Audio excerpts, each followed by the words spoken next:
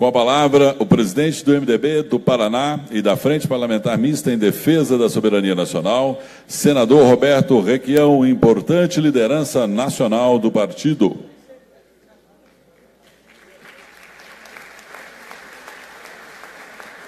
Senador Requião preferiu falar da tribuna da esquerda. Com a palavra, o senador Roberto Requião.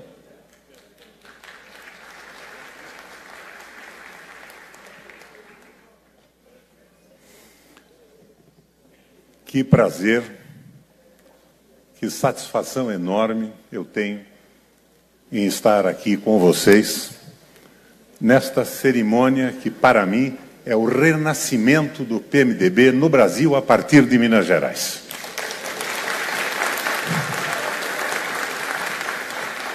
Aqui em Minas eu me sinto em casa. Eu organizei o PMDB do Paraná, sou filiado número 1 do partido, Nilton. E hoje sou presidente do partido no meu estado.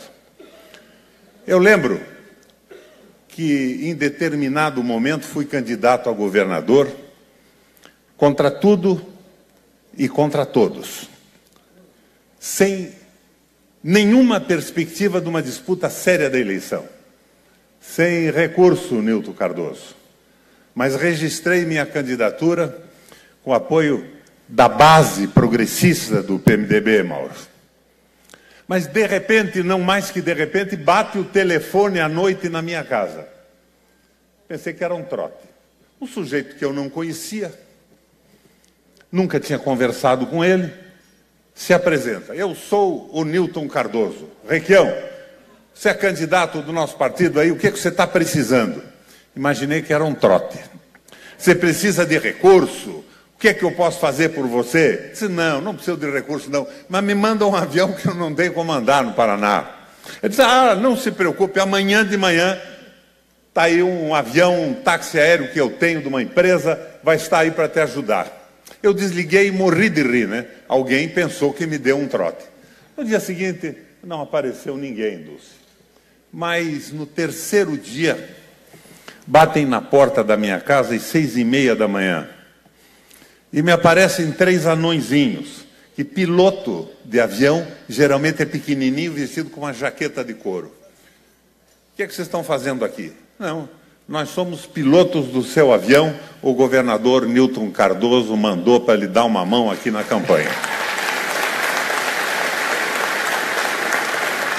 Eu fui governador do Paraná por 3 vezes, mas só fui na primeira vez graças ao apoio do meu velho amigo Nilton Cardoso. Nessa peregrinação pela política brasileira, por 2 vezes cheguei a disputar no partido uma indicação para a presidência da República. Minas não me faltou. O Antônio Andrade estava lá conosco, me dando apoio, conversando, me articulando. Não deu certo. O partido acabou apoiando o Fernando Henrique na primeira vez, e na segunda vez, o partido apoiou a nossa presidenta Dilma Rousseff. É por isso que eu me sinto em casa, aqui em Minas. O Adal Cleves já é um amigo de longo tempo. Temos nos encontrado nas andanças da vida e da política e já chegamos até a tomar um vinho e comer um churrasco na terra da esposa do nosso Nilton Júnior, em Montevidéu, no Uruguai. Então, a minha satisfação de estar aqui com vocês é muito grande. Mas ela é mais importante ainda porque eu vejo aqui em Minas o renascer do velho MDB de guerra. Eu vejo a volta da perspectiva do PMDB, daquele nosso documento, Mauro, Esperança e Mudança, desenvolvimento, nacionalismo e democracia. Principalmente no momento que não só o Brasil, mas o mundo inteiro sofre uma recidiva do capital financeiro para um domínio que eles chamam de globalização. Eu vejo o nosso partido invadido por ideias que não são as nossas, que não foram forjadas pelas nossas bases, que se traduzem num raio de um documento chamado Ponte para o Futuro, escrito por encomenda de banqueiros. Nós estamos caminhando para a desindustrialização e para o atraso. Outro dia, convocado por nós na Comissão de Relações Exteriores do Senado Federal, o general Vilas Boas, comandante do Exército, nos explicava: nós tivemos uma regressão brutal nos últimos anos, em função da adesão à Guerra Fria, em que Estados Unidos e Rússia disputavam a hegemonia do mundo. Nós, em 1980, Requião, tínhamos uma produção industrial superior à dos tigres asiáticos. Tailândia, Malásia, Coreia do Sul e China. O Brasil industrialmente produzia mais do que os tigres asiáticos. Hoje nós não produzimos 15% do que eles produzem, porque nós paralisamos o crescimento do país. E esse crescimento, por incrível que pareça, na voz de um PMDBista, foi viabilizado por um veso nacionalista do governo militar. Não era democrático, mas nacionalista foi. Viabilizou o desenvolvimento, prestigiou empresas estatais.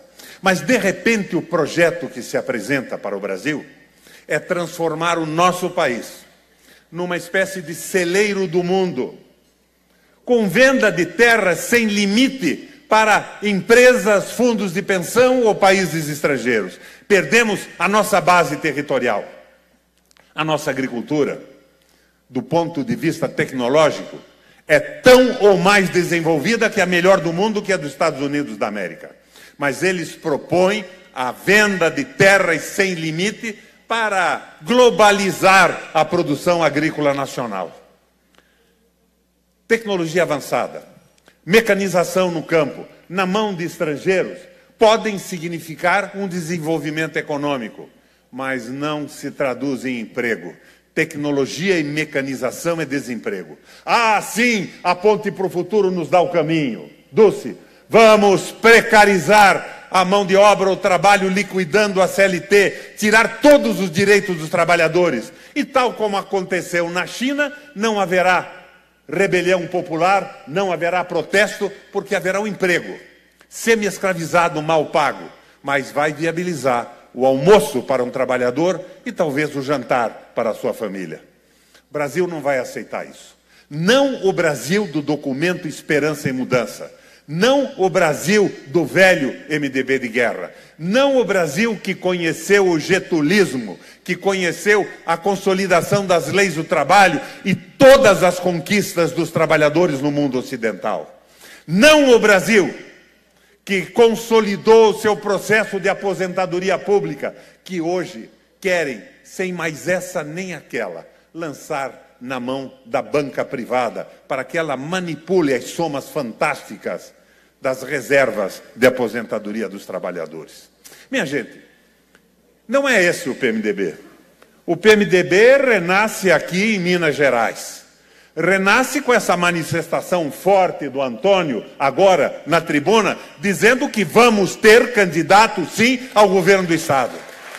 E renasce com a esperança dobrada, porque há pouco mais de uma hora atrás, numa reunião com a bancada dos deputados estaduais, esta parte importante do PMDB consolidou uma proposta para o partido. Nós teremos, sim, candidato a governador do Estado pelo PMDB de Minas Gerais. E teremos candidato ao Senado da República. E a bancada colocou para o exame do partido, para resolver, na sequência da mobilização da opinião pública, através do impacto desse lançamento, 2 nomes, ou para o governo ou para o Senado, do nosso presidente da Assembleia, Aldi Clever, e do nosso filho, do meu velho e inesquecível amigo Josué Alencar. O partido tem 2 nomes para disputar o governo de Minas Gerais. E eu não tenho a menor dúvida que, se vou voltar a Minas Gerais, vou voltar na posse do novo governador PMDBista. Minha gente, permitam-me me estender um pouco mais. Não é todo dia que eu venho a Minas Gerais, Dulce. Nós estamos propondo a paralisação de investimentos públicos por 20 anos. Os Estados Unidos da América, presidido pelo Donald Trump.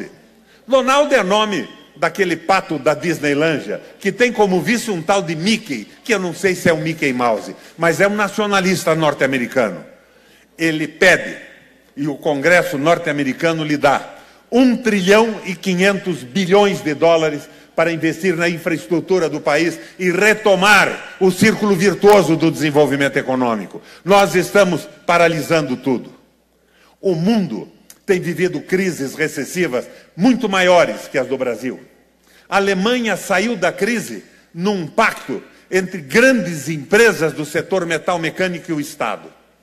Jogaram para baixo a remuneração da rolagem da dívida pública alemã, que cá entre nós não podia ser convertida em outra moeda, porque o marco naquela época não era conversível, mas viabilizaram projetos fantásticos de infraestrutura, garantidos por uma letra chamada MEFO, que era avaliada, garantida e honrada pela Presidência da República, pelo governo alemão. Com esta parceria do setor metal mecânico, junto com o Estado alemão, em 6 meses acabou o desemprego na Alemanha. E numa semana desapareceu a inflação. Nos Estados Unidos não foi diferente. Na Alemanha, o economista foi um alemão, economista liberal, Horace Greeley Hjalmar Schacht. No dia em que assumiu a condução da economia, esqueceu as teorias liberais e se convenceu de que era alemão. Proibiu qualquer compra do Estado alemão com países que não comprassem da Alemanha. E não pagava em dólar, porque a conversão prejudicava o Estado. Pagava em produtos produzidos na Alemanha. Era um nacionalista na defesa do seu país. O Trump hoje taxa o aço do Brasil, da China, e anuncia que até março pode liberar a taxação do aço brasileiro, mas que vai estabelecer cotas para que nós não exportemos mais do que possa prejudicar o emprego dos alemães e a indústria dos americanos e a indústria norte-americana. E nós estamos entregando o nosso país. Nós estamos vendendo as empresas públicas. Nós estamos vendendo a Embraer. Nós estamos vendendo a estrutura energética. Nós estamos vendendo a preço de fim de feira toda uma estrutura montada em favor do povo brasileiro, absolutamente indispensável para a retomada do desenvolvimento. Numa crise, capitalista algum, Josué, investe se não tiver a perspectiva imediata de que seu produto ou seu serviço seja comprado. E nós não teremos desenvolvimento sem investimento. E na crise só o Estado pode investir. Porque o Estado não espera o retorno do lucro através da compra viabilizada pelo seu esforço econômico. E o investimento do Estado recria o círculo virtuoso do desenvolvimento, trazendo atrás dele a iniciativa privada. Nos Estados Unidos, na grande crise, surgiu um gênio da economia, Henry Ford. Era um gênio da indústria, mas era da economia. Se suportou nas ideias de Taylor. Taylor era um economista que dizia o seguinte: a produtividade aumenta com a especialização do trabalhador. Ele vai produzir mais e melhor no mesmo tempo pelo mesmo preço. É o Taylorismo, até hoje apreciado pelos economistas voltados à produção no mundo. Ford pegou essa ideia e colocou numa linha de montagem. E conseguiu produzir o famoso Fordinho em quantidades enormes. Franklin Delano Roosevelt, presidente do país, propõe uma homenagem incrível ao Ford. A maior homenagem já feita a um americano pelo seu país. Subitamente, por incrível que possa parecer, Henry Ford recusa a homenagem.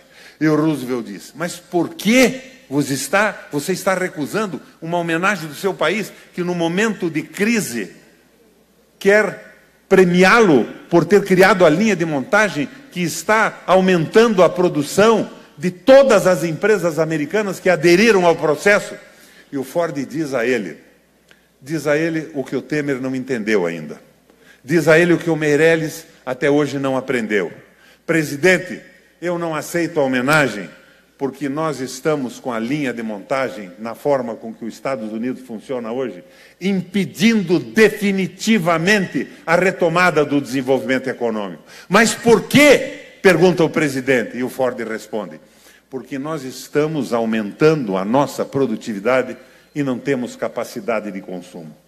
As empresas todas vão quebrar, não há a menor possibilidade do desenvolvimento econômico se restabelecer. Mas então o que eu faço? Pergunta o presidente. E Henry Ford dá a resposta que o Temer tinha que entender, que o Brasil precisa aprender. Reduza a carga horária dos trabalhadores por lei e aumente o salário, e você estará recuperando a capacidade de demanda do país, então sim, será possível produzir porque tem comprador. Ao lado disso, o Estado começou a investir brutalmente em estradas, em hospitais, em portos, em hidrelétricas, e o desenvolvimento americano retorna. Nós estamos no caminho contrário. Mas esse PMDB que se reúne aqui, o PMDB em que ainda menino eu me filiei e ajudei a montar no Paraná, tem um documento, chama-se Esperança e Mudança. É o documento mais complexo e definitivo já feito para a retomada do desenvolvimento econômico do país. Esperança e Mudança propõe investimentos públicos, apoio ao empresário brasileiro e valorização dos nossos trabalhadores. É isto aqui que em Minas Gerais hoje, na Assembleia Legislativa, eu vejo renascer no coração do nosso velho MDB de guerra com candidaturas colocadas, como a de Josué Alencar e o nosso presidente da Assembleia Legislativa. A luta, companheiros, e contem com o Paraná nessa jornada.